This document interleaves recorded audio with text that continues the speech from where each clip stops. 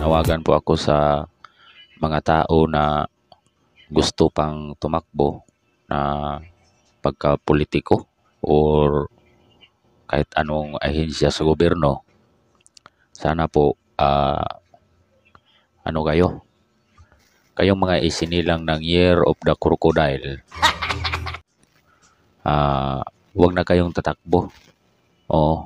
Dahil masikip na doon sa posisyon nila ngayon, nagbawas na. Bawal na yung mga isinilang ng lahat ng isinilang ng Year of Crocodile, huwag na kayong tumakbo.